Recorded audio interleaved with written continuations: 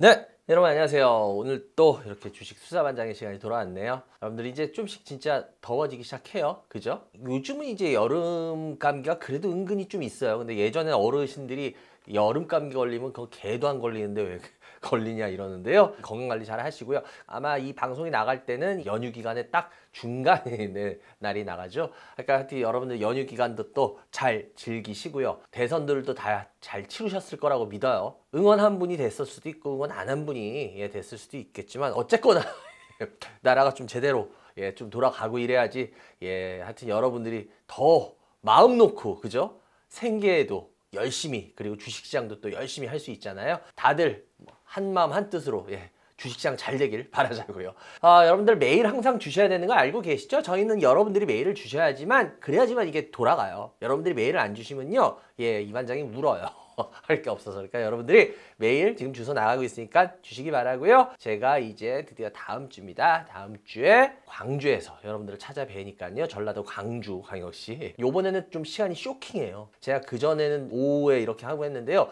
이제는 오전 10시에 합니다. 10시. 왜냐하면 여러분들 오후 시간을 좀 마음대로 토요일날 썼으면 해가지고요. 일찍 하니까 여러분들 하여튼 잘 참고하셔가지고 필요하신 분들은 와서 열심히 들으시기 바랍니다. 그래요, 오늘 또 열심히 출발해야 될 텐데요. 오늘 과연 어떤 종목이 첫 번째 종목으로 선정이 됐을까요?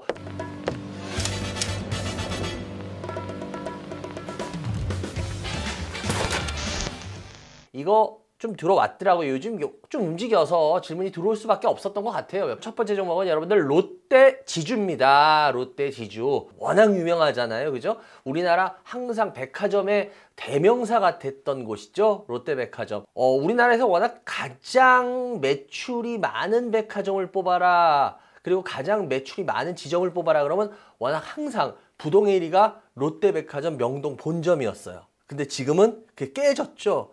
지금은 신세계 강남점이 제일 높아요. 그래서 신세계 강남 같은 경우는 세계적으로 지금 뭐 랭킹 1, 2, 3위, 4위를 막 다투는 그 정도로 큰 지점이라서 물론 롯데가 옛날만큼은 아니에요. 그래도 롯데에 대해서 워낙 관심을 갖는 분들이 많기 때문에요. 오늘 롯데 지주를 물어보신 분들이 몇 분 있어요. 하나씩 한번 풀어볼게요. 워낙 여러분들이 너무 잘 아는 회사다 보니까요. 그렇게까지 롯데 지주에 대해서 뭐 특별히 말할 것까지는 없을 것 같고요. 여러분들하고 조금 다른 측면에서 제가 한번 볼 수 있는 것은 보도록 하겠습니다. 일단은 말 그대로 지주예요. 지주. 주인이란 소리죠? 그럼 과연 롯데는 어떤 지주냐? 제가 항상 지주사를 얘기할 때 이렇게 얘기를 합니다. 지주사는 두 가지가 있다 그랬어요. 순수 지주사, 흔히 우리가 사업 지주사 이렇게 있어가지고 지주사를 하면서 자기 사업을 좀 갖고 있으면서 지주 수입도 있고 자회사들한테, 그리고 자기가 벌어들이는 수익도 있으면 우리는 사업지주사라 그래요. 그리고 그런 게 없이 그냥 순수하게 나는 하는 거 아무것도 없어, 니네들이 해가지고 벌어와,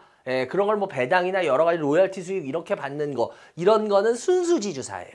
근데 롯데지주는 말 그대로 순수지주사에 들어갑니다. 그렇다는 소리는 뭐예요? 롯데지주 자체적으로 뭘 특별히 하는 거는 없다 그러는 거죠. 그러니까 얘네들 같은 경우에 주 수익원은 뭐예요? 배당.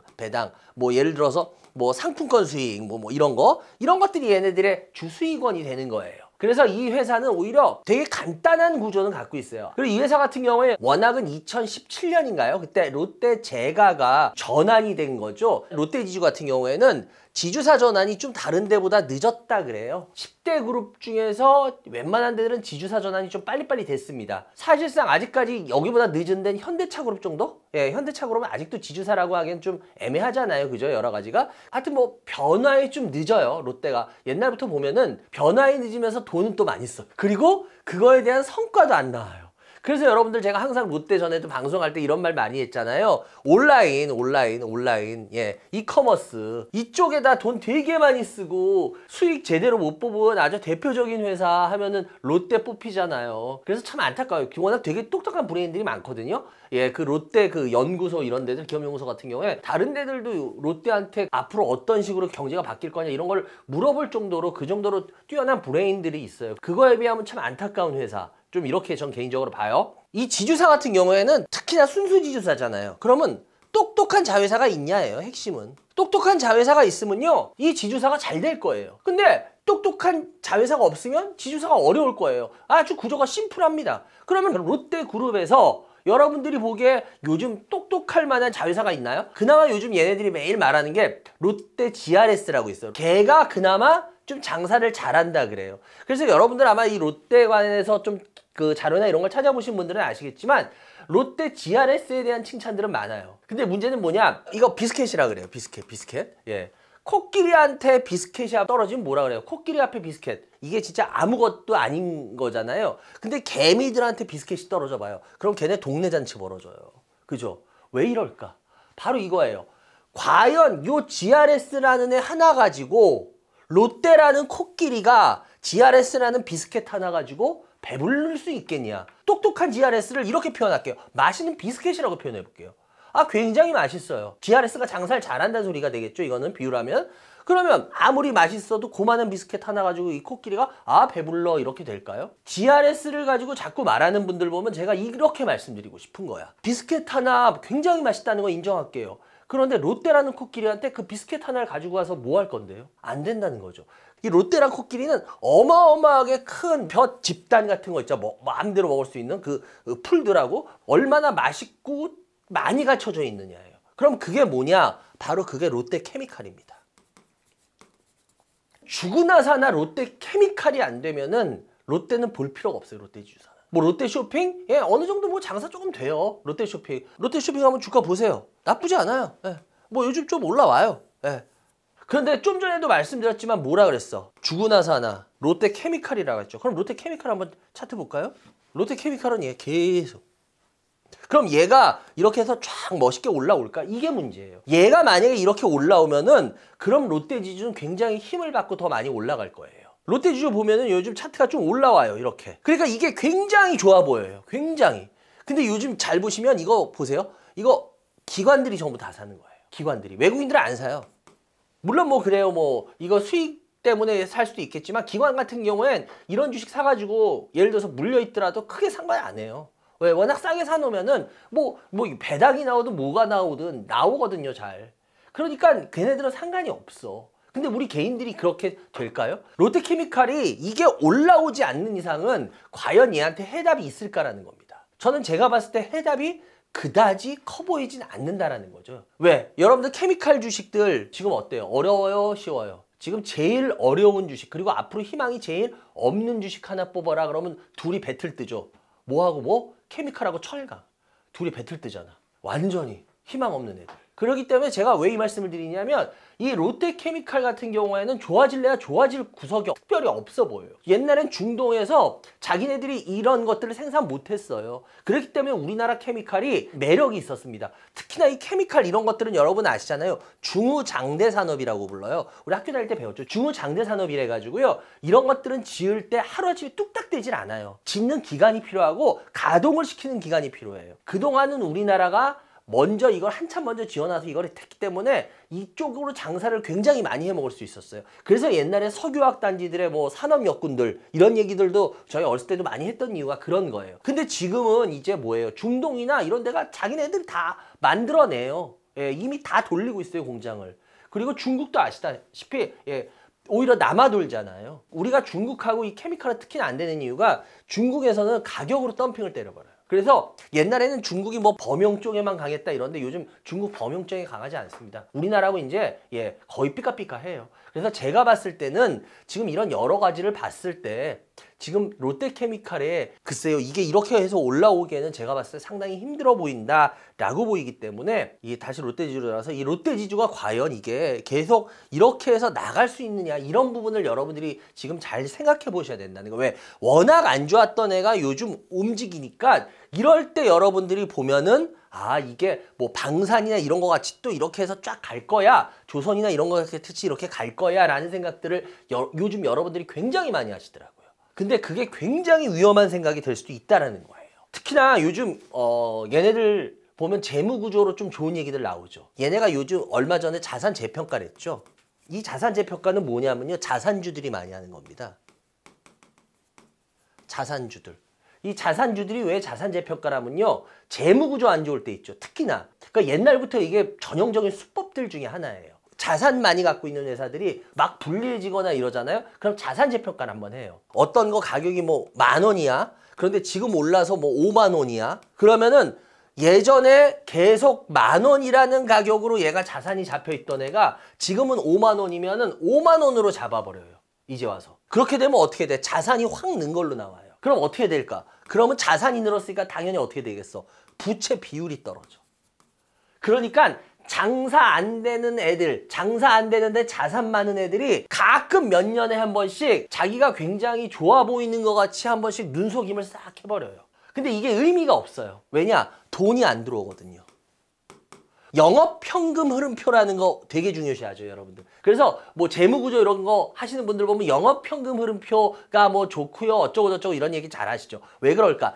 영업으로 진짜 돈이 들어오는지가 상당히 중요하거든요. 그 영업현금 흐름이라는 부분이, 그러니까 돈이 진짜로 들어와야 되는데 얘는 돈이 들어오지 않아요. 그렇기 때문에 이 자산재평가는 자산주들이 써먹는 전통적인 수법입니다. 근데 요번에 롯데지주가 그걸 했죠. 그래서 재무구조가 좋아 보이는 착각을 일으키게 만들어요. 그러니까 저는 이런 게 오히려 자기가 그다지 안 좋다라는 걸 저는 인정하는 거라고 봐요. 그러니까 자기가 별로 안 좋은데 일부러 좋은 척. 그래서 오히려 전 이런 부분에 대해서 아, 장사가 안 되기 때문에 저러는구나라고 스스로 자인하는 건데, 그러고 전 되게 안 좋게 봐요. 또 뭐예요? 요번에 우리가 이제 잘 봐야 되는 게 이재명 정부가 들어섰잖아요. 그죠? 제일 먼저 이슈화 되는 게 지금 상법 개정이죠. 만약에 이 상법 개정을 하게 되면은 이게 어떻게 되는지 아직 세부 사항은 안 정해졌습니다. 근데 이거가 완전히 지금 뭐 경영계하고 지금 아주 팽팽히 맞서고 있잖아요. 근데 만약에 상법 개정이 어떻게 되느냐에 따라 틀리겠지만, 만약에 지금 현재 돌아가는 흐름으로 상법 개정이 되면 롯데 같은 경우에는 상당히 불리해질 수 있어요. 이건 뭐 어디까지나 그냥 제 생각이에요. 제 생각이니까. 그러면 과연 롯데지주의 이 주가가 계속 무사하게 올라갈까? 제가 봤을 때는 그렇지 못할 가능성이 상당히 커 보인다는 겁니다. 주봉으로 보면요, 실은 너무 심할 정도로 이 간의 기별이나 갑니까? 주봉으로 보니까. 흔히 제가 이걸 뭐라고 표현하냐면, 여러분들, 제가 이거를 일봉의 눈속임이라고 합니다. 이런 걸. 일봉으로는 굉장히 바닥을 돌리면서 멋있는 것 같이 보이죠. 그러면은 우리 개인 투자자들이 이런 데서 굉장히 잘 속아요. 물론 이게 이렇게 해서 뭐 조선주나 방산주 같이 오를 수도 있어요. 그렇지만 문제는 뭐냐, 이렇게 해서 안 오르는 주식도 굉장히 많다는 겁니다. 특히나 이런 주식들은 이렇게 해서 안 오르고 만약에 물려버리죠? 그러면 보통 1, 2년은 그냥 지나가 버려요. 쑥. 그러면 그거 기다린 만큼 보람이 있으면 돼요, 나중에. 보람이 있지도 않아요. 뭐 예를 들어서 롯데지주가 뭐 가면은 뭐 얘가 무슨 뭐 로봇주야? 얘가 뭐 바이오야? 얘가 뭐 얼마나 오르겠어. 물린 거는 좋아. 고진감래라는 거 아시죠? 사자성어. 고생을 하고 나중에 뭔가 크게 얻을 게 있어, 그만큼. 그러면 참겠어. 그런데 고생은 더럽게 하는데 얻을 거 하나도 없어, 거의. 그럼 이걸 왜 고생하고 앉았냐고. 제가 말하는 게 이거예요, 사람들한테. 그러니까 고생은 좋다 이거야. 그럼 고생한 만큼 나중에 그래도 뭔가 기대해 볼 수 있어. 우리 그런 거 기대 수익이라 그러잖아. 기대 수익이 많이 날 게 있어. 그럼 참아. 근데 기대 수익 날 거 없어. 근데 고생만 더럽게 많이 해.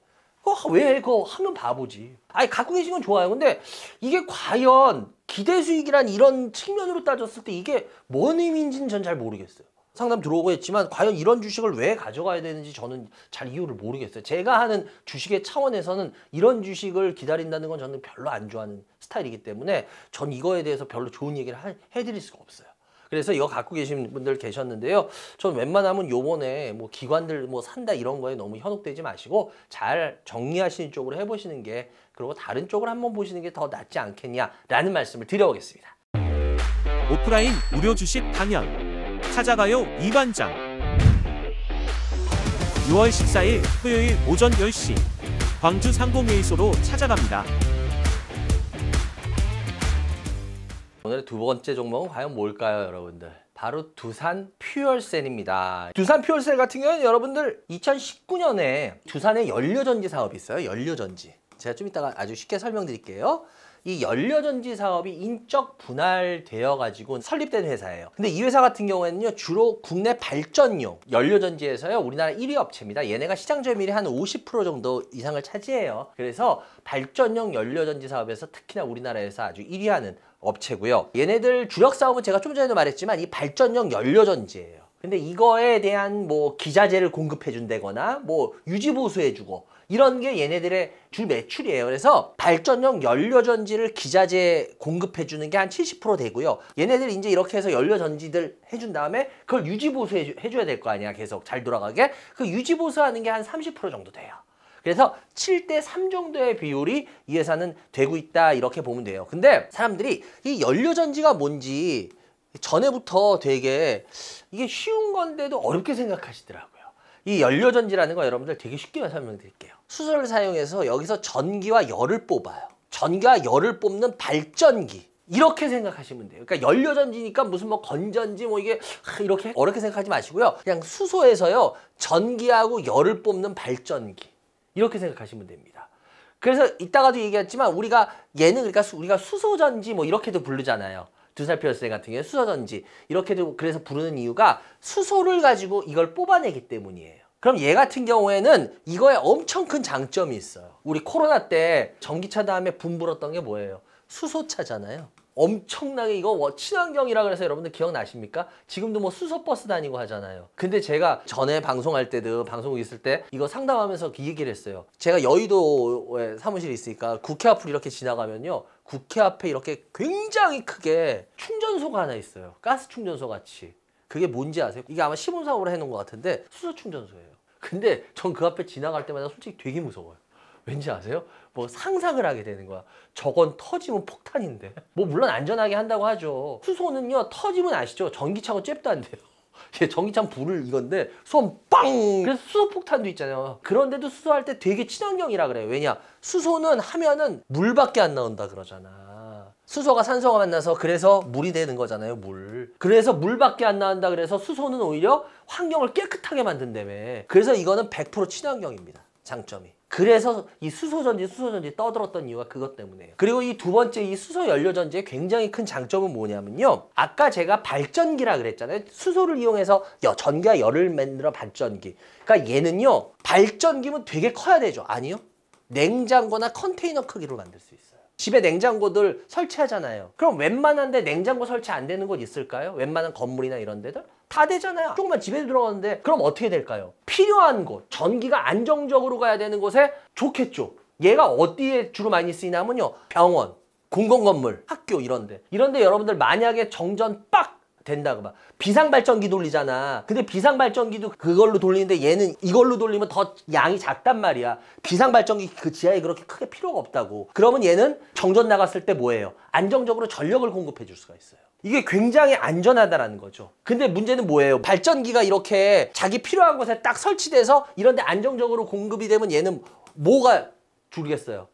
저 밑에서부터 예를 들어서 뭐 전선으로 해서 쭉 뭐 뽑아오고 이러면 어떻게 돼요? 전기 손실이 일어나죠. 전기 손실. 그래서 전력선 그거 중요하잖아요. 그래서 새로 깔고 이러잖아요. 고압전선. 왜냐면 그 전력 손실. 그래서 미국에서 그런 게 되게 심하잖아요. 그래서 미국에 우리나라 전선 들어가니까 미국이 30년 만에 그 전선 교체해야 된다며. 왜? 만약에 여기서 보내는 게 100이란 전기를 보내면 진짜 도착했을 때는 뭐 30 이렇게밖에 안 간다며. 여기는 중간에 다 날아간다며.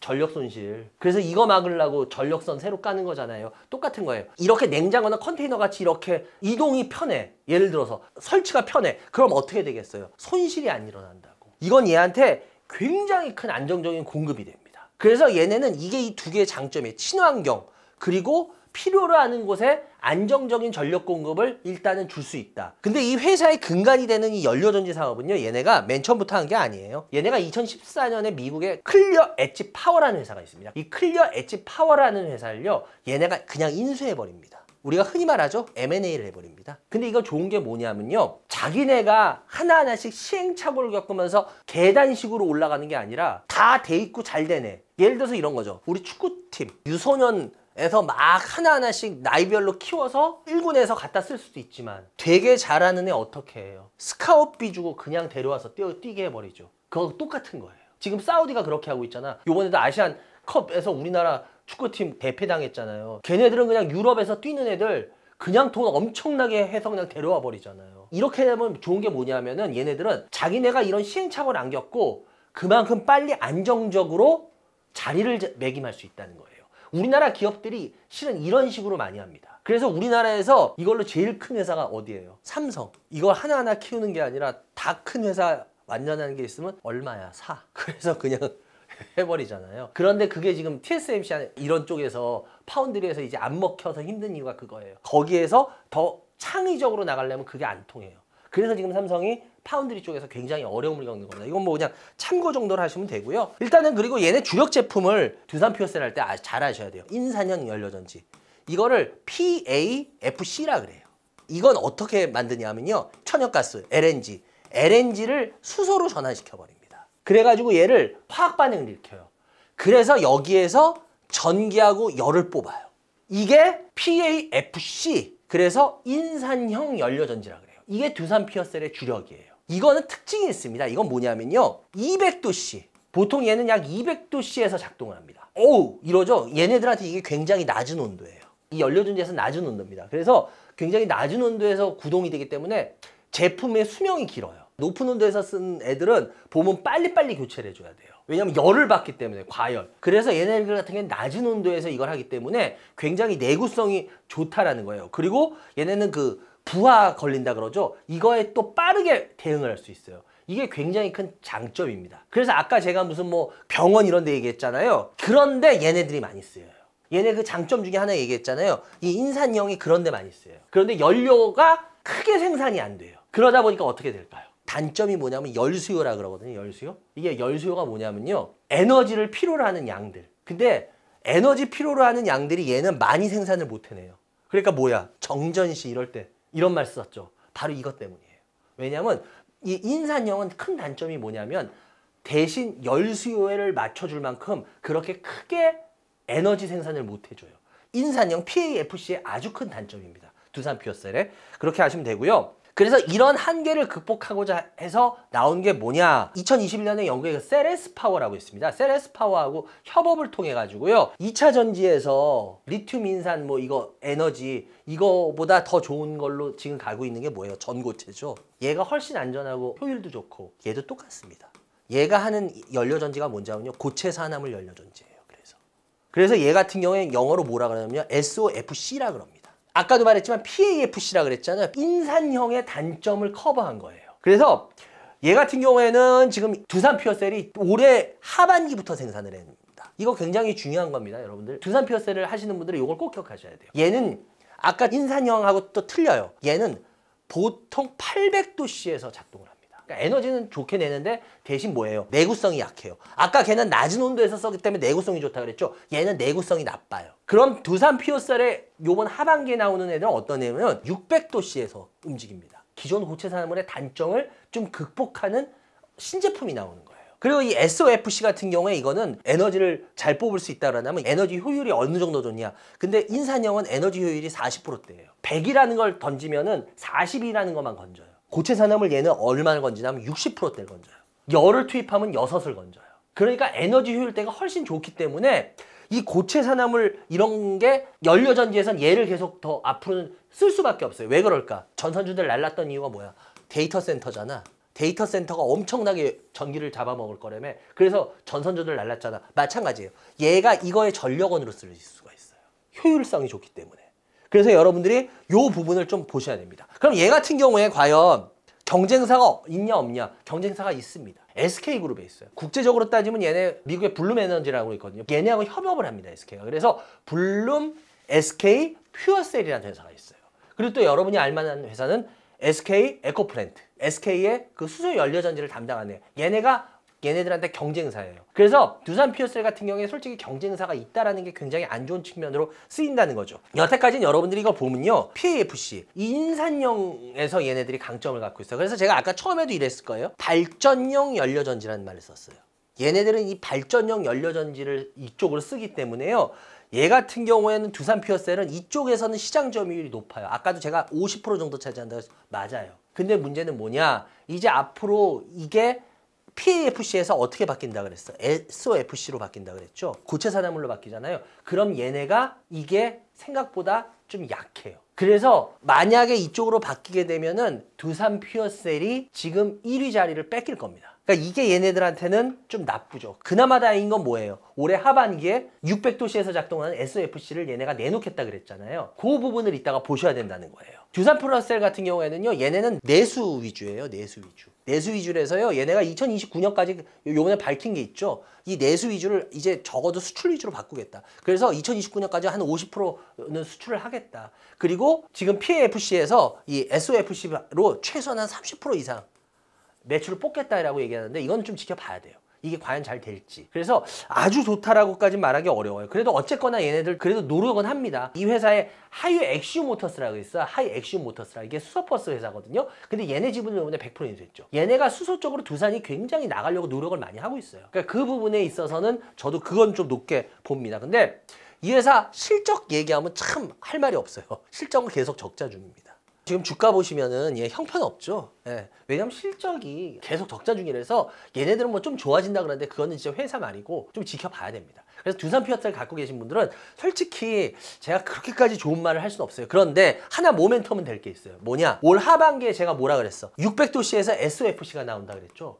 이게 과연 미국의 데이터 센터 쪽하고 수주를 어떻게 하느냐. 이게 어쩌면 모멘텀이 될 수도 있어요. 그래서 두산 피어셀을 갖고 계신 분들은 전체적으로 지금 제가 좀 전에 말씀드렸듯이 코로나 그때 한번 쫙 그때 막 수소전기 그거 할 때 그 다음 뜨면 그 다음 어때요? 그 다음부터 계속 내려오고 있죠. 아주 힘을 못 쓰고 있죠. 왜냐하면 모멘텀이 없어요. 근데 그 모멘텀을 얘가 뭐로 만들려고 그래? 하반기에 SOFC 그걸로 해가지고 미국의 데이터 센터를 뚫는 거. 이게 어쩌면 모멘텀이 될 수도 있어요. 그러니까 이거 갖고 계신 분들은 만약에 희망을 걸게 된다 그러면 요거에 희망을 거셔야 돼요. 요거. 근데 만약에 그렇지 않다 그러면 좀 힘들어지겠죠. 주가는 계속 별 볼 일 없겠죠. 뭐 약간의 뭐 기술적인 반등 이런 거야 가능하겠지만 그렇게까지 큰 의미를 두기는 없겠죠. 그러니까 두산 피어스를 갖고 계신 분들 SOFC로 통해 가지고 하반기에 어떤 모멘텀, 미국 데이터형 수주가 어떻게 잘 되느냐. 요거를 핵심으로 보시면은 그럼 조금 더 나을 거라고 생각해요. 그리고 그게 만약에 생각보다 크다 그러면 좀 더 들고 가지만 그렇지 않다라고 한다면 그걸 이용해서 잘 털고 나오시는 전략을 피워보시는 게 어떨까라는 말씀을 드려보겠습니다. 오프라인 무료 주식 강연 찾아가요 이반장. 6월 14일 토요일 오전 10시 광주 상공회의소로 찾아갑니다. 오늘의 마지막 종목은 여러분들이 잘 모르시는 종목인데 질문을 하셨더라고요. 어떻게 보면 공부할 수 있는 또 차원이 될 수도 있으니까 한번 해보죠. 오늘 마지막 종목은 여러분들 ENCell이라는 종목입니다. ENCell 같은 경우에 여러분들 2018년도에요. 삼성서울병원에 있는 장종욱 교수란 분께서 만든 회사인데요. 이 회사는 여러분들 제일 아주 대표적으로 이거예요. 줄기세포 치료제예요. 그래서 이 회사 같은 경우에는 24년도였죠. 기술특례 상장으로 된 회사예요. 그래서 주가 보면 기술특례 상장으로 작년에 주가가 됐는데요. 공마가 되면 맨 처음에 주가가 엄청 많이 올랐어요. 예, 그랬다가 그 다음에 이렇게 또 왔다리 갔다리 하다가 쭉 계속 이런 상태를 보이고 있는데요. 얘 같은 경우에 워낙은 상장하기 전에 기관들한테 그 투자 수율을 예측합니다. 거기서 950대 1을 기록해요. 어마어마한 기록을 합니다. 그래서 기관들도 그 당시에 굉장히 관심이 있었던 회사는 맞습니다. 그래서 요 ENCell 같은 경우에 그런 회사다라고 보시면 되고요. 얘네 같은 경우에 특히나 국내 그 세포 유전자 치료제 있어요. 그걸 우리가 CGT라고 부르거든요. CGT. 이 CGT 분야에서요.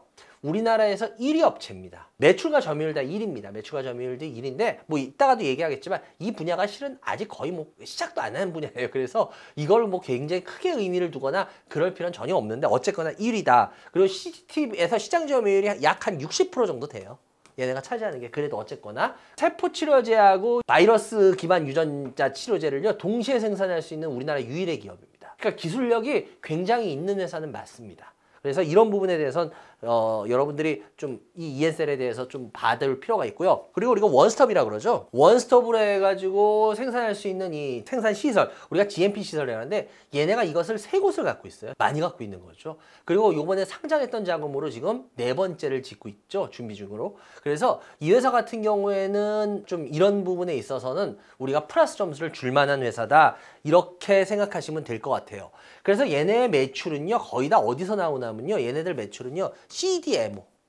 여러분 이 CDMO가 뭔지 아세요? 위탁 개발 생산하는 건데 이게 제조업체에서는 CDMO가 뭐하고 똑같냐 하면 ODM. 제조업체에 붙으면 ODM.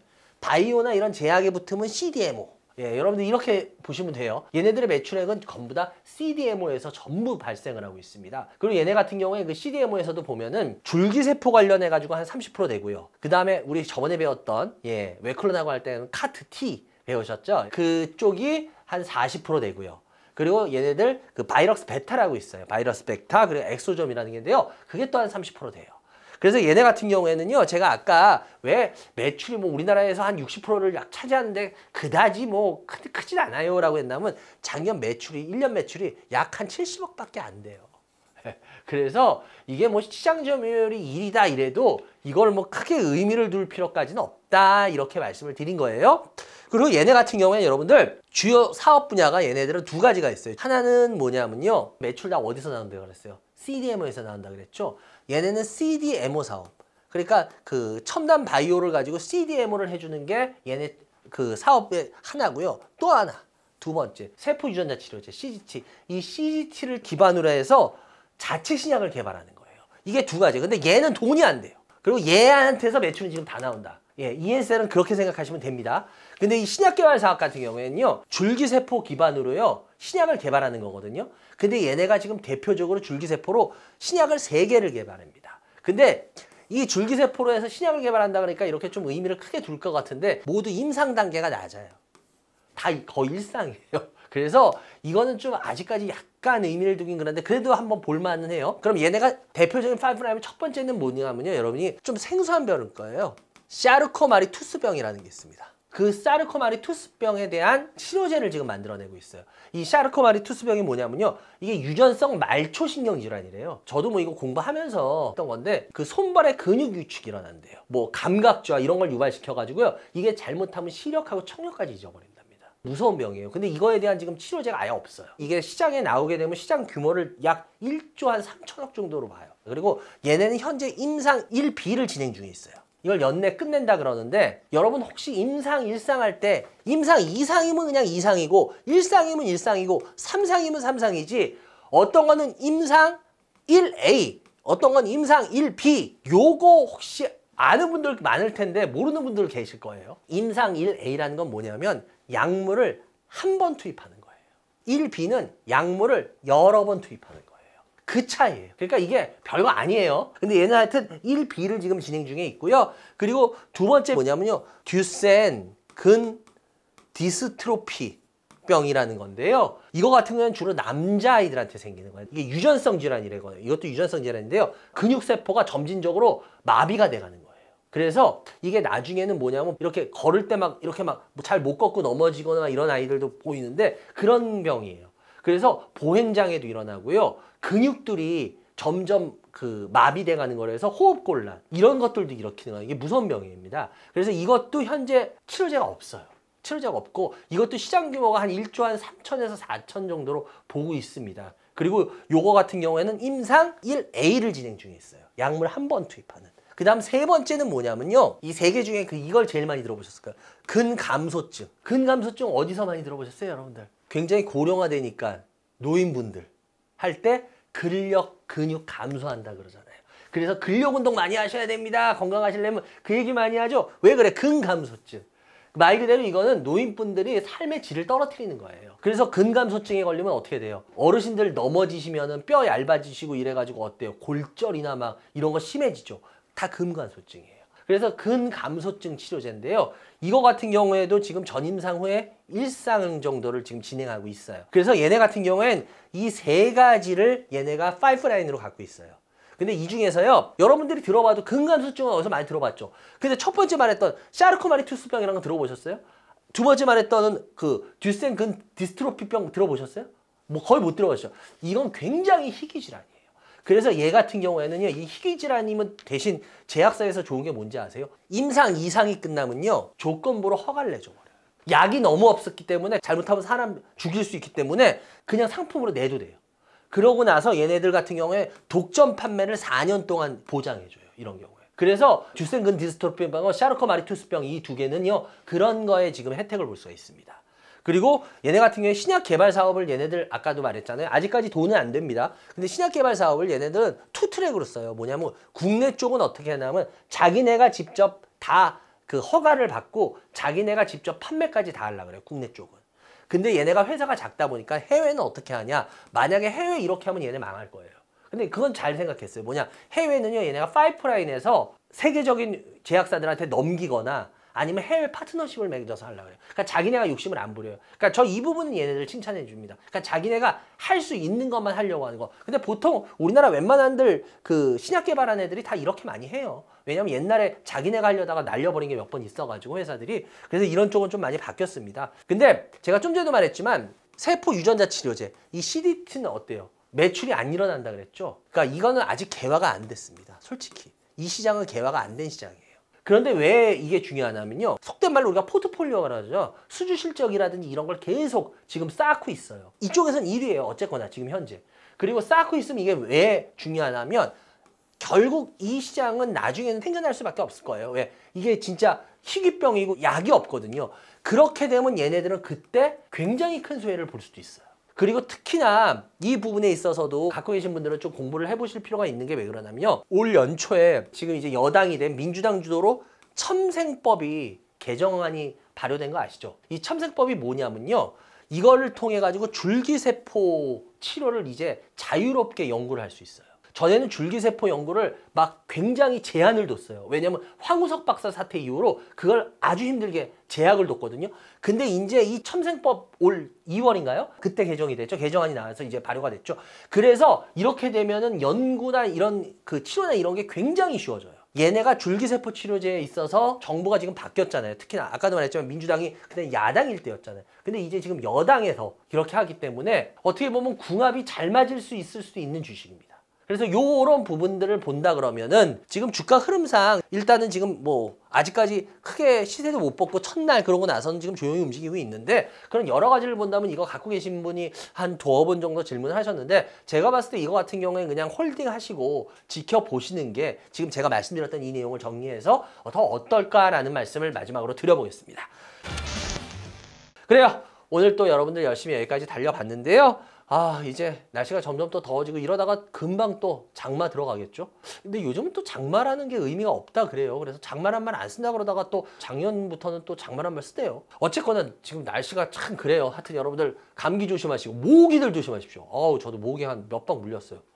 모기가 O형인데 제 피를 좋아하나 모르겠는데 여러분들 모기들도 조심하시고 감기도 조심하시고 다 두루두루 조심하시면서 좋은 남은 연휴 시간 가지시기 바랍니다. 감사합니다.